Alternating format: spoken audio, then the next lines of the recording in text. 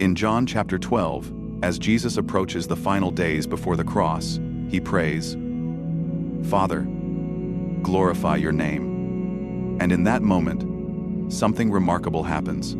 A voice from heaven responds, "I have glorified it, and I will glorify it again." It is God the Father affirming his Son, declaring that in Jesus' obedience, his glory is being revealed to the world.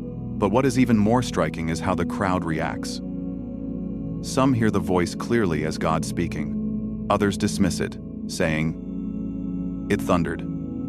The same event, the same sound, but two completely different interpretations. One group hears divine communication, the other hears only noise. This reveals something profound about the spiritual condition of the human heart. God can speak, but not everyone has ears to hear.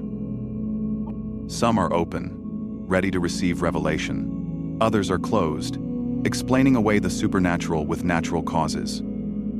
What some receive as the voice of God, others reduce to the sound of thunder.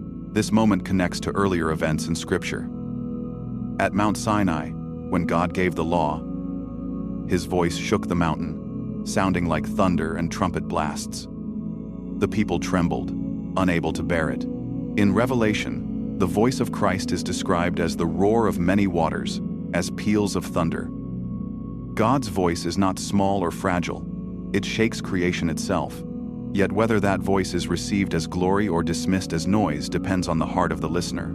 Why did God speak at this moment? Jesus himself explains, "This voice has come for your sake, not mine." In other words, the voice from heaven was a witness, a confirmation, so that those around might believe. God was bearing testimony to his Son. Yet even then, some rejected it. This shows us the sobering reality that signs and wonders do not guarantee faith. Unless the heart is softened, even the voice of God can be explained away as thunder. For us today, the lesson is clear.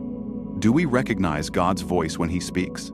He may not thunder from the sky, but he speaks through his word, through his spirit, and even through the circumstances of our lives.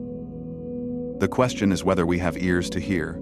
Jesus' prayer, "Father, glorify your name," was answered then and is still being answered today.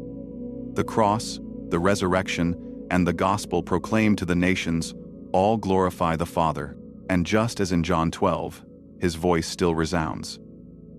The challenge is this: when God speaks, will we hear thunder, or will we hear the voice of our Father?